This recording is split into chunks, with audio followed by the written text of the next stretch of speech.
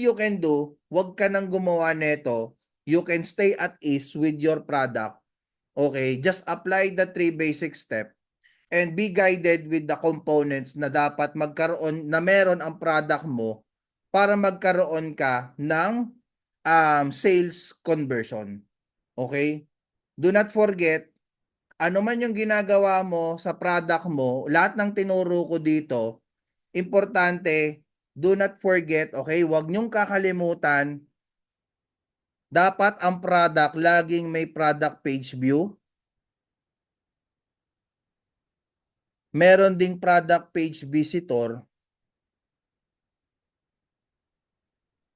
and product sales conversion. Okay? Actually, lahat tayo, ang main objective natin is to get product sales conversion. Pero hindi ka po makakakuha niyan if missing ang visitor at yung page view. That's why itinuro ko sa inyo from the start, okay? Kailangan yung product ka-click-click, yung product kabili-bili, yung product attractive, okay? In a sense of not just by picture, okay, not just by price, but you're hitting the needs and wants of your target audience. Okay, makinig po kayo ng maigi dito. Yung mga nag-left kanina, hindi nyo naabutan. Sabi ko, stay with me. Okay? So, hindi lang in a sense of being attractive by picture, by price, or whatsoever. Being attractive is you are also hitting the needs and wants of the buyers. That is the more attractive element kumpara sa ibang bagay. Kung wala doon sa item mo yung hinahanap ni buyer, your product is not attractive at all. That is the objective of step 1, which is the product optimization. Okay? Ano ang importance ng product optimization? Kaya pinuro ko where to get high traffic keywords kasi ito po yung hinahanap madalas ng buyer sa pag hinahanap nila yung product mo. If you have this relevant keywords, which is a most recent search keywords na mga target buyers mo, attractive ka doon. Kung yung pictures ng mga items mo ay may clarity, when you say clarity is clear na may mensahe na this is the item that you are looking for, your product is attractive. When they try to read your product detail page, your description, if you're hitting what is the buyer is trying to look for, the details, the information, okay, nandoon, okay, it's helping the buyer to buy doon sa product mo. Nagiging sales converting na po yung product. If you add more some of the pricing strategy also, it can boost the sales conversion. That is the purpose of step 1. Not literally uploading a product. Okay? There must be objective. What is your objective? Again, kailangan yung product mo attractive, okay? May creativity ka, para unique ka, and then trustworthy ka, and at the same time, effective lahat ng application na ginagawa mo to achieve those objective. Okay? The reason why naliligaw po kayo ng landas because you are not guided with the objective. You're making things literal. Okay?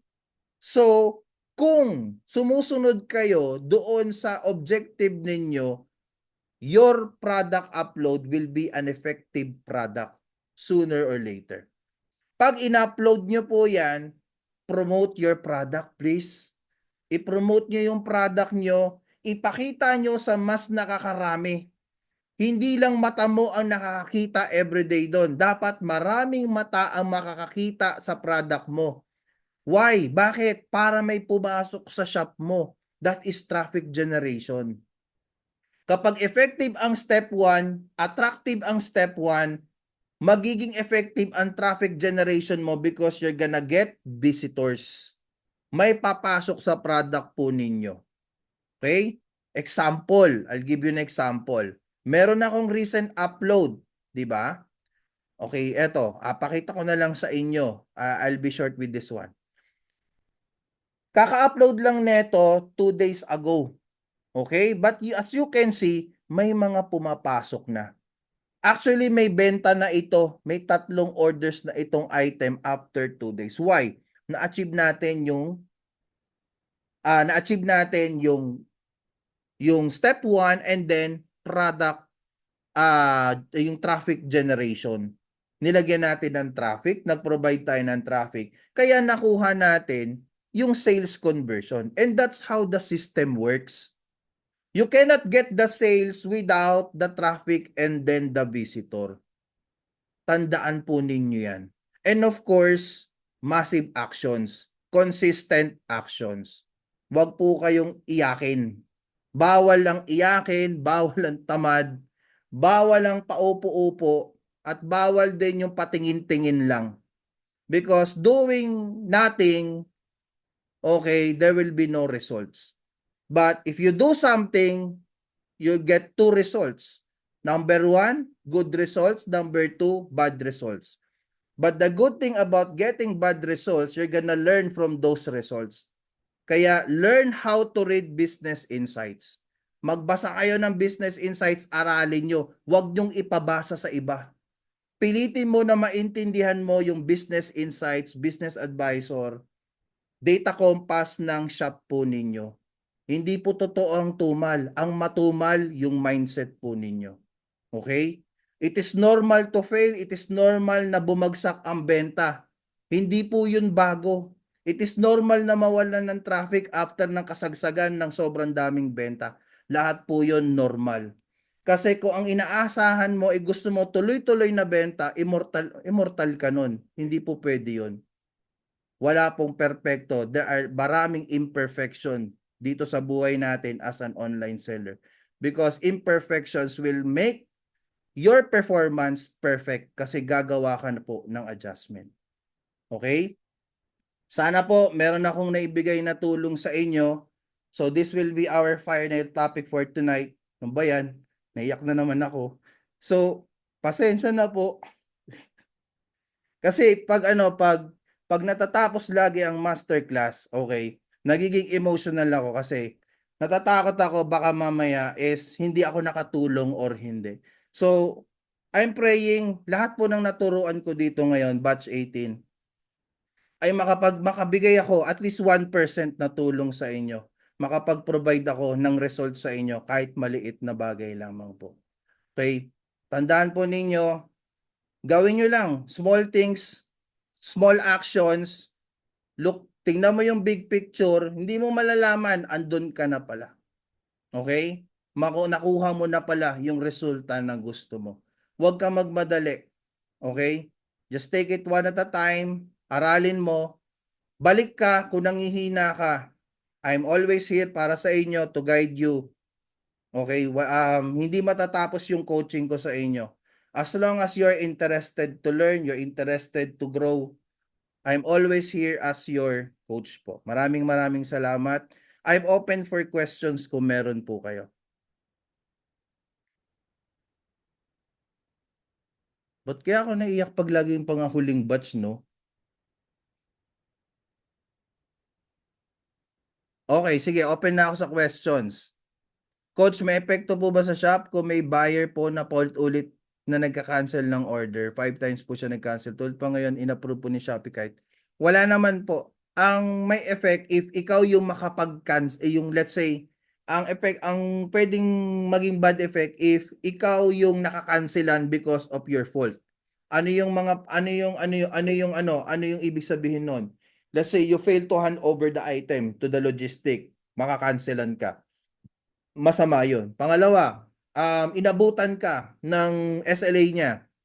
Let's say 2 to 3 days hindi mo siya na-arrange, hindi mo siya na-process, na-cancel din, masama din po 'yon. Pero kung si buyer yung nagka-cancel, wala po tayong ano doon. Wala pong bad effect. Pero for us, syempre emotionally manghihinayang tayo dun sa order na 'yon.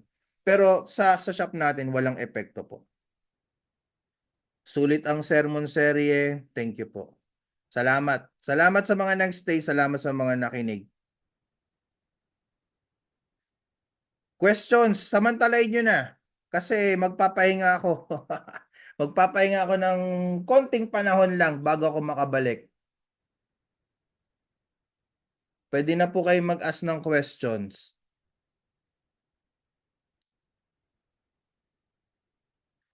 Yes, pwede po kayo magpa-audit, pwede nyo pong isend sa akin yung business insights, pwede nyo akong sendan ng shop link ninyo, i-check natin. If you want na, kung malapit lang kayo dito, let's say you are just nearby here, Metro Manila, okay, pwede nyo akong i-invite sa mga shop ninyo para mabisita natin, mabigyan ko kayo ng ano din, ng mga insights, inputs pagdating po doon. If you want to visit me, gusto nyong bisitahin yung aking munting shop, munting warehouse, munting tahian, pwede rin po, schedule ho natin. Don't, ano po, magkakaroon ako ng ano, I don't know, no, but hopefully mag-work siya. Kumbaga, ma-workout ko bago matapos ang taon. Na, kasi last year ko pa yun ipinangako, baka magkaroon tayo ng ano, at least kahit meet and greet man lang.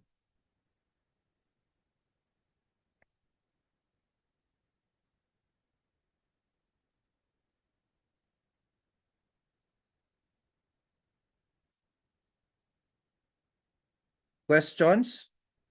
Salamat po sir. Sana sir, pasit-in ulit. Next batch, maraming salamat sa payo. Thank you po. Ako nagpapasalamat kasi nagtiwala kayo sa akin, naniwala kayo sa akin.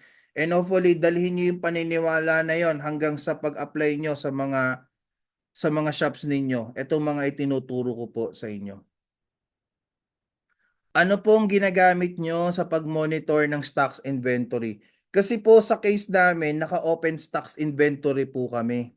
Okay, actually, isa yan sa wino-workout namin yung ano, but actually sa shop po kasi namin, hindi kami kasi pwedeng hindi kami pwedeng what you call this, hindi kami pwedeng mag-control ng inventory kasi nga, yun nga, fast moving item. Nga lang, downside lang doon is sometimes nag-oversell, tawag doon, may tawag dun eh. Overselling ba ang tawag doon? So nag-overselling, so hindi na nako-control yung stock. But right now, control pa rin naman namin kahit naka-open stock kami, nababalance pa rin namin yung profit margin from the cost of goods. Pero if you're asking para sa side ninyo, ano yung stocks inventory, try nyo po big seller or Payrecon. But ang difference po ng dalawa ng Payrecon, si Payrecon kasi medyo mataas po yung price niya. Okay, but to be fair with Payrecon also, maganda ang kanyang features po. Si Big Seller mas mura siya compared po kay Payrecon. And then maganda rin ang features po ni Big Seller. So, what I can suggest is pag inventory, Big Seller, pwede po. Kung gusto niyo ng mas mura. If you want na mas accurate, mas magandang sistema, Payrecon medyo lang pricey ng konti siya. For monitoring of the stock inventory. Bale ano 'yon? Automatic nagsisync na po yung mga SKU ninyo. Nagkakaroon siya ng centralized synchronization of the inventory. So yun yung pwede.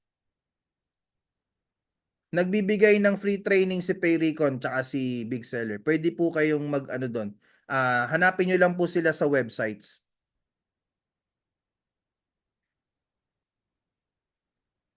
Questions? Wala nang questions?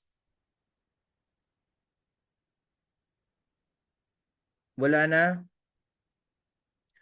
Coach, natutunan ko po sa Lazada Sponsored Discovery. Laki na save sa akin. Dati sobrang lakas makaubos ng credits. Now, okay, good. And then hopefully magtuloy-tuloy siya, no? At least, na-realize ninyo na hindi din kailangan na mag-spend too much when it comes to ads. Meron tinatawag na organic traffic. Ang dami niyo pong magandang naturo sa amin. Thank you din po. Maraming salamat po. Wala na? Wala nang questions?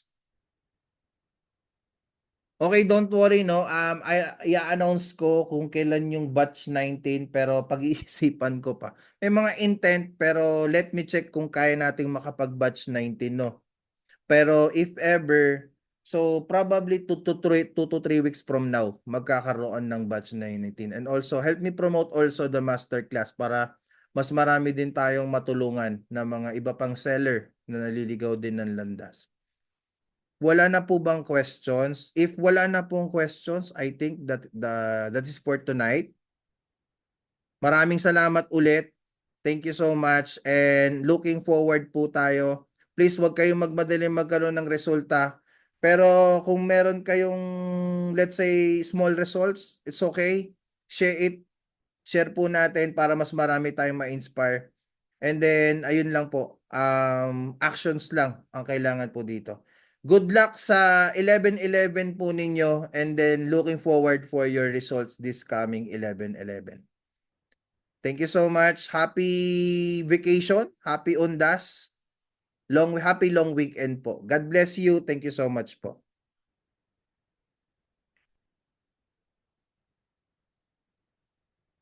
Thank you po.